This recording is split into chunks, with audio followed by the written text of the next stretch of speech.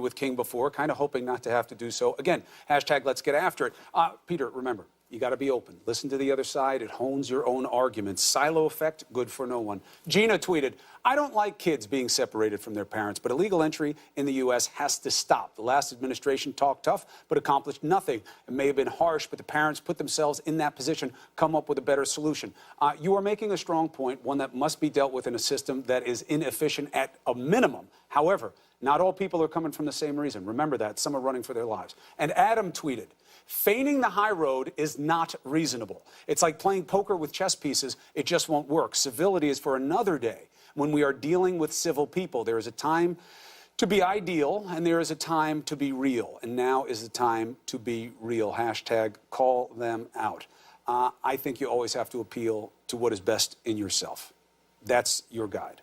Thank you for your comments, as always, and thank you for being with us here on Cuomo Primetime. CNN Tonight with Don Lemon starts right now, and I got to tell you, I was sleeping on the primaries, but you have a big one shaping up here in New York. I'm glad you said that, because when we saw each other a few minutes ago, it hadn't come over yet, but now there is a projected winner in the district here in New York. It is the 11th, New York 11th primary. This young woman, very young, upstart, newcomer, is going to upset a 10-term incumbent. And this is on the Democratic side. Chris, we've been paying so much attention to the Republican side. You know, we were talking about Graham here in New York, and we're talking about Mitt Romney as well. But maybe you think we should be paying more attention to the Democratic side? 100%, because they have to figure out what their message is that will be presented as better for voters than what they're getting from Trump right now. They can't just win on hostility. They're seeing that in real time. Joe Crowley, who they project will lose this primary, he's a 10-termer, right? So that's 20 years. The woman who's about to win, Alexandria Ocasio-Cortez, is 28, which means he was in office almost as long as she has been alive. What does that mean for the party? What is being made manifest? We'll see. Well, last time he saw a primary again, as I told you in the tease, she was a teenager. But it's interesting because Democrats used to think that in order to win over, at least meaning in recent history, since Trump has won, in order to win over the working class, you know, the folks that they lost during the Obama years, they believe they would have to somehow become a little bit more conservative. But I don't know if that's the right strategy when you consider who's been winning these races when there have been primaries, Democratic primaries. Over history, you see that out parties have to get back to the fundamentals of the 3 R's. Reach, which is how you get your base out, how you get people out. Okay, reason to believe. What is your message that elevates people, especially important for Democrats? And rationale. Why is it better than now? How do they make that case? Who makes that case? Big questions. They got to check those boxes. Thank you, sir. I would tell him what your nickname is from your brother, and that's why I'm talking to you about all this stuff, but I'll save that. Every time you bring him up, you just put a frown on my face, Don. Get back to news, brother. Get back to news. See you tomorrow. Have a good night, my friend. This is CNN Tonight. I am Don Lemon. As we said, we have some breaking news for you. It's primary night in America. Votes cast in states around the country, including New York, where a major upset is happening right now. Here's what CNN can project, that Congressman Joe Crowley, a member of the Democratic House leadership team who could have been Speaker, has lost to a Democratic socialist, Andrea Ocasio-Cortez. This is a race that will have major implications for the Democrats nationally. And we're going to take you to Utah tonight. Polls have just closed in Mitt Romney's run for the Senate. We're going to bring you all the results as we get them, so make sure you stay right here. This is all as the President of the United States is claiming victory as the Supreme Court upholds his travel ban, the third version of a ban that was a signature Trump campaign promise. Third version of it. It restricts people from Iran, North Korea, Syria, Libya, Yemen, Somalia, and Venezuela from entering the United States. Most of those countries are Muslim majority. Well, today's ruling, it's validation for the president who was forced to cave last week on immigration, but has repeatedly called for some version of a travel ban since the early days of his campaign. This ruling is proof positive that elections have consequences. And that brings us back to our breaking election news tonight. We're going to get started there. The breaking news this primary night. CNN's senior political writer and analyst Harry Ensign is here with me, and CNN White House correspondent Caitlin Collins also joins us, and our chief political correspondent Dana Bash is going to join us in just a moment. So thank you all for joining us. Good evening to you. So Harry, this is a big upset here. What's going on? This is a huge upset. Nobody thought that Joe Crowley was going down. Yes, there was some noise on the left that there was going to be a real challenge. The Intercept really got behind Joe Crowley's progressive challenger. But there was no sense that this was going on. But this is not an isolated incident. In the 9th District in New York, Yvette Clarke is in a lot of trouble tonight. In Maryland, Governor Ben Jealous, who's the left-wing candidate in that race, is doing particularly well. So it does seem, if there was some argument before tonight that there wasn't a lot of energy on the progressive side of the Democratic Party, there certainly was this evening. So let's talk about her a little bit more, okay, Harry? Because she is running obviously to his left, right? Correct. To Crowley's left. It says even with universal health care, a federal jobs guarantee, and the abolition of ICE headlining her demands, Crowley has a formidable liberal record to lean on. So she is young. She is young. But? She is young. She's also a minority candidate in a district that is now majority minority, and she's a woman in the year of the woman. But to me, it's amazing that Joe Crowley really didn't have a firing offense, right? He was a very liberal congressman, but he wasn't liberal enough. Yeah. What does this say to you about this race? Because when I saw you just before the show, you said this is big. We were paying attention to what happened in Staten Island, especially because of Grimm and Grimm going to jail and all of that. Should we be, same question I asked Chris just moments ago, should we be paying more attention, you think, to Democratic primaries instead of so much focus on the Republicans? Absolutely. I mean, look, Democrats have a decent shot at taking control in November, but more than just for this year, I think it's a preview of the 2020 primary season, the presidential race, and there could be a lot of energy on the left, and it does seem to me that you just can't be against Trump. You have to stand for something, at least in the primaries tonight. He ranks 4th among House Democrats, and it was said that he could take over for Nancy Pelosi? Exactly. He definitely could have, given how much trouble she is. And remember, Eric Cantor lost his primary about 4 years ago tonight. This is that. What that was on the Republican side, this is on the Democratic side. It's huge. All right. I'm going to get to Caitlin Collins now. Caitlin, it is a big night for the president because in 2 races, in Staten Island and in South Carolina, the candidate that the president threw his weight behind came out ahead. That's true, and this is really a test of the president's endorsement because so far he's had mixed reviews when he's done that, and we heard a little bit from the president on that last night when he was in South Carolina at that rally for Governor McMaster trying to get out those last-minute votes, and the White House has really put their full weight behind him. Not only was Trump there, but Vice President Mike Pence had been there over the weekend, so that was really an indication of what really that was going to mean for the president. And the president tried to couch it last night by saying that if McMaster did lose, it was going to make the president look bad, and the press was going to say it was a test of his endorsement, which it would have been. So he was telling people to get out and vote in order so that that would not happen. But McMaster is someone who was an early, very loyal supporter of the president. Of course, he became governor when the president picked Nikki Haley to become the United Nations ambassador. So that is how that went. But truly, the president going there, he's already tweeting about his projected victory tonight. The president doesn't typically tweet this late at night, so clearly he is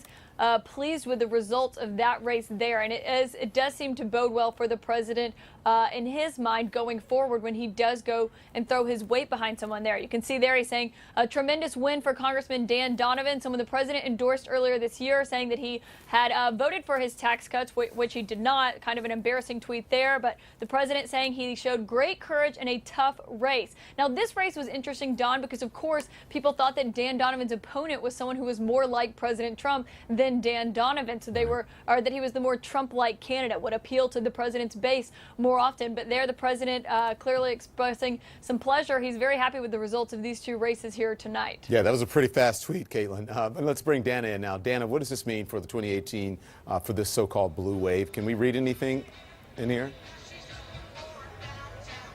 Well, I think obviously at this point in the night, the most stunning election result is what we've seen from Representative Joe Crowley, the fact that he has been defeated from within his own party, a Democratic leader defeated from within his own party from the left. Now, this is something that we have seen for a decade among Republicans, leaders and others who had been in office for many, many years, being much more worried about their right flank than anything else. Obviously, as we've heard from our colleagues, that sentiment and that sensibility has been growing inside the Democratic Party, but nothing is going to shock. And already I can tell you from talking to sources inside the House Democratic Caucus, it already is sending major shockwaves through their ranks, because this is Joe Crowley is the conference chairman in charge of messaging, and much more importantly, up until an hour ago, he was somebody who was very seriously considering and considered for potentially the Speaker of the House. So that's why this is incredibly symbolic and also a real wake-up call for Democrats tonight, not just in New York, not just in Washington, but frankly, around the country. So let's talk about, Dana, why you're there. Obviously, we want you on the breaking news, but I see a Romney sign behind you. Tell us what's happening in Utah right now. Yes. That's right. Meanwhile, in the Republican Party, I am in Utah. You see this picturesque scenery behind me. It is because the Republican nominee in 2012 for president, Mitt Romney, who is now considered as establishment as it gets, he is hoping that he's going to be able to claim victory in his primary here tonight, Don. This is actually something that he didn't expect, nobody in his family or anywhere else expected, but when Orrin Hatch, the longtime serving senator from Utah, announced that he was going to retire, he asked Romney to consider running for his seat, and he is. And this is something that is incredibly significant because when we're talking about the splits within each party, this is probably as kind of iconic as it gets, because you, of course, remember Mitt Romney went after Donald Trump in the heat and the heart of the Republican primary season, calling him a phony and a fraud. Since, at least certainly when the president was elected, he was considered for Secretary of State, so he's gone back and forth. But the main reason Mitt Romney wants to go back to Washington is because he feels like there needs to be a voice in that wing of the Republican Party. And I think I hear one of Mitt Romney's sons starting to speak behind me, so I'll toss it back to you. Okay, Dana, stand by. Thank you very much for that. I hate to keep jumping around. I'm going to bring Harry back in now. Harry, let's talk a little bit more about the Democrats, because I'm wondering what this is going to mean for the future of the party come 2020, because people have been lamenting about the lack of leadership in the Democratic Party. And I'm just wondering if this race in New York here, if that is some indication that we're going to be looking at a whole crop, or at least a lot of possibilities, some new folks. I think we can be looking at a lot of new folks and a lot of younger folks as well. I mean, Joe Crowley was sort of the young person in the Democratic leadership. Nancy Pelosi, who's obviously the leader of the Democrats right now in the House, is getting up there in age. Chuck Schumer is not a young man either. I think that there's a lot of energy, not just on the left side of the party, but among young people. And tonight, obviously, in the 14th, where you have a 28-year-old Latina woman fighting and looking like she has won that race, it indicates to me that there's a lot of balls going on, jumping in the air right now, and I think that it could be a very, very interesting time ahead. Does this say to you in some instance, and maybe it's just on a micro level, it could be macro, that Democrats, especially the strongest part of the party right now, I would imagine is the resistance, the progressive part of the party, they really want people to fight back against this administration and its policies? I think that's definitely the case, although I should say we should point out that there are differences within the resistance, right? There's plenty of the resistance that's not necessarily that far to the left, but this is definitely a sign that the left wing, the progressive wing of the party is very, very strong, and they want a seat at the table. All right. Thank you very much, Harry. Thank you, Dana. Thanks, Caitlin. I appreciate it. When we come back, much more in our breaking news tonight. A major upset in New York. CNN projects Alexandria Ocasio-Cortez, a 28-year-old running for her first campaign. She has defeated 10-term incumbent Congressman Joe Crowley in New York's 14th in the most shocking upset of a rollicking political season. Plus, President Trump's travel ban may be watered down. He said so himself, but it's still a win. Activist has defeated a member of the House Democratic leadership in New York's 14th, Alexandria Ocasio-Cortez, a 28-year-old running her first campaign, beating 10-term incumbent Congressman Joe Crowley. And it's unbelievable. We want to talk about it. Let's bring in now former Congressman David Jolly. He's a Florida Republican. Also, CNN political commentator Scott Jennings and Angela Rye. So here we are on another election/primary night, and wow. There's a lot going on. So, Angela, give me your reaction to this. I mean, Joe Crowley, he was like fourth among House Democrats, losing today. Yeah. He's the chair of the Democratic caucus, and I think one of the things that we're seeing, it really reminds me of that 2010 election. Going into the 2010 election when you saw the Tea Party really rise and say that they're taking their country back, and whatever is behind that, we don't have to debate right now. But I think the interesting thing is people really start battling with the identity of a party. So you're seeing folks saying, you're not liberal enough, you're not progressive enough, or you don't recognize or support or represent my value system anymore. And so we're going to run people who do.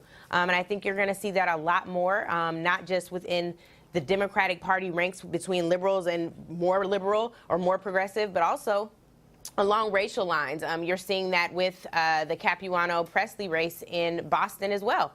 So I think you're going to see more of this. Hey, before I bring the other guys in, I just want to ask you this. Do you think that strategy, Angela, it seems to be working in a bunch of local, maybe even some state races, but what about on a national level? You think nationally people are going to say, okay, or at least for Democrats, we want the country to be more progressive and have more liberal values rather than sort of trying to reach out to the people that everyone said Democrats missed last time during 2016?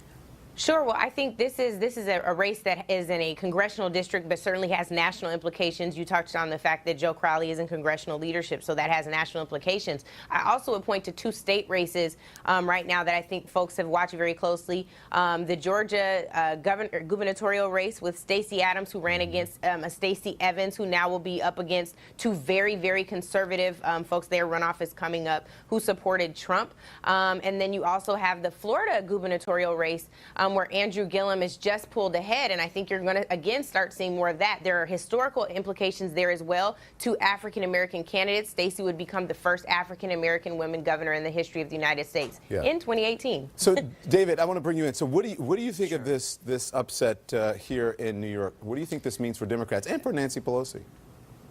Sure. Look, I think both major parties are having hard family conversations right now. And the reality is in the last 2 years, the Republicans' family conversation has been under the spotlight. And it should have been because of Donald Trump's leadership and his tone and how we have seen the division within the Republican Party.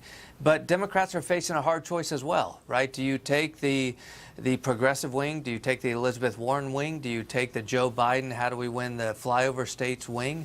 That is a hard formula for Democrats to work through. And the reality is, immediately after the November elections, that's going to be on full display. Look, Donald Trump has disrupted the Republican Party in a historically bad way, and it's one in which the party might not recover. The Democrats don't suffer from the same extremism, if you will, but they do face a challenge of how do you define the party going into the next 2 years. We saw that tonight in Joe Crowley's race. All right, so let's talk, Scott, let's talk a little bit more about this. What kind of a message, first of all, your overall thoughts, but I also want to know what kind of message this sends to Republicans, this race? Well, in the case of this New York race where Crowley goes down, this might surprise you to hear me say this, but I'd like to let Angela keep talking, because the more liberal these Democrats get that win these primaries, I mean, if this Crowley race is any foreshadowing for the 2020 Democrat primary for president, Donald Trump's going to win 49 states. There is no possible way to nominate people this far left and expect to compete in a national election. You might compete in a congressional district. Come Lord on. have This is mercy. ridiculous. She is way out of touch.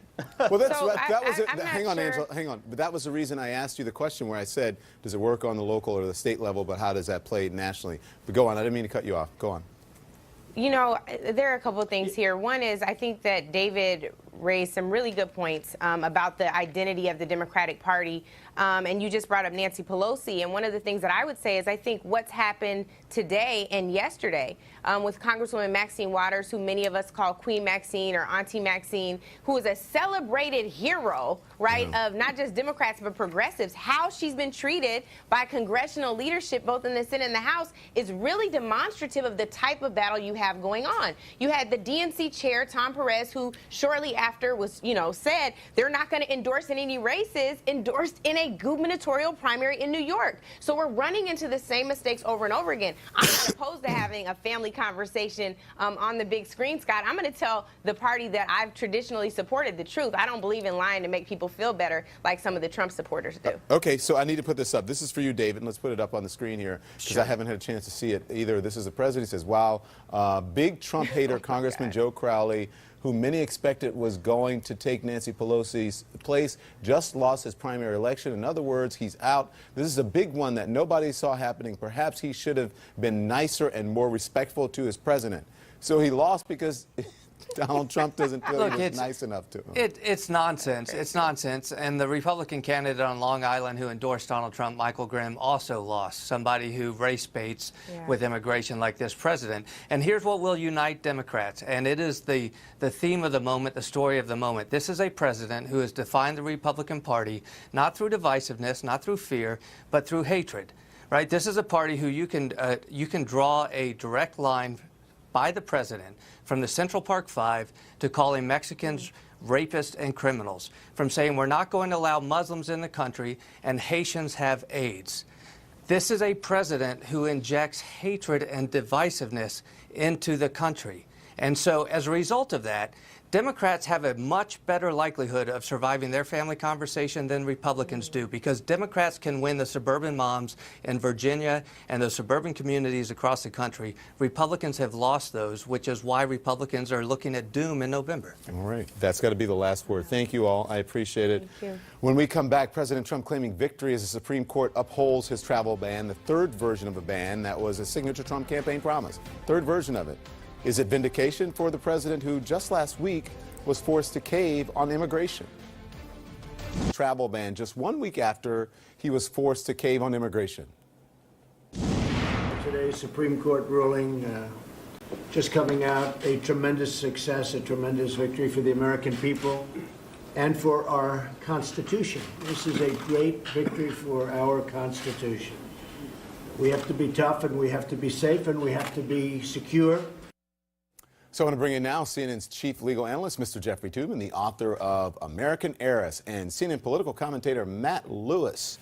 Good evening, gentlemen. A lot of news to cover tonight. I just want to put this up. This just came out from the New York Times. Scathing editorial, Jeff. And here's the headline. Bigoted and feckless. The travel ban is pure Trump. And then they write this. They say, white racial fear has always been at the core of Mr. Trump's worldview. What's so dangerous about Tuesday's ruling is that the Supreme Court has now implicitly blessed his use of this strategy as a political organizing tool and as a governing philosophy. What's your analysis of this in the ruling? You know, we're going to be talking about this Supreme Court ruling 25 years from now, 50 years from now. And the real question here is, are we going to let presidents use subterfuge to hide racial bigotry and hide ethnic bigotry? Because I think everybody knows that this was the Muslim ban dressed up in a tutu. I mean, well, you said subterfuge. I don't know how much of it and how subtle it was. I mean, well, I mean, as the Supreme Court majority said repeatedly, if you look at the document itself, the travel ban, they never say Muslim. They include Venezuela and North Korea, which are not Muslim countries. But if you look at how this document came about and how this policy came about and the basis for it, it is the Muslim ban. Yeah. And the Supreme Court said that's okay, even though they even the majority knew how bigoted the impulse was. Sonia Sotomayor for the defense said, let's not kid around. We know why this rule was issued, why this directive became government law.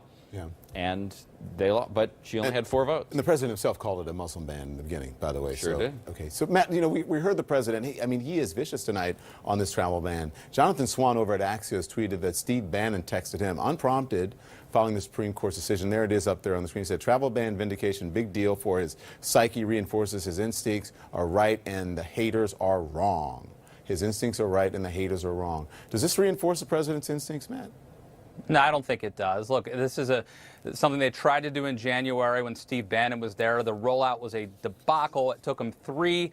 This is like passing the bar on your third time, your third test. Like, are you going to really celebrate it that much? Maybe go out and have a beer. It's not a huge victory.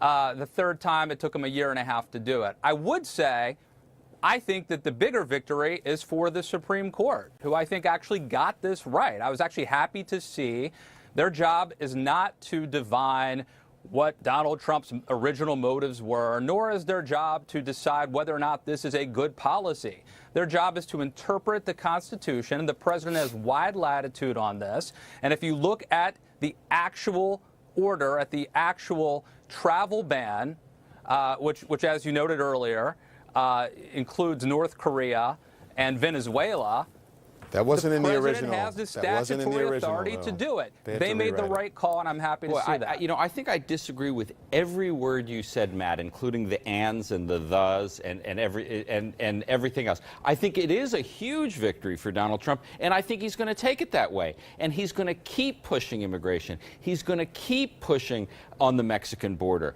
This is the issue that made him president of the United States. I think he believes that, and he is going to continue to use it in the most divisive way possible. I think, unlike Matt, it is a shameful moment for the Supreme Court because they are the last word on what kind of country we are, and it's an embarrassment. Well, this is a big issue, and this is why their people... job is to interpret the Constitution and what the order is, not to try. Look, I agree. I think that Donald Trump's original motives, the first time he issued this order, which, by the way, has changed. I mean, originally, there were U.S. citizens who couldn't come in the country, people who had visas who couldn't get back into the country. It has changed. Their job is to look at the travel ban as it currently exists. And it doesn't target people based on religion. It targets people, it excludes people based on what country they come from.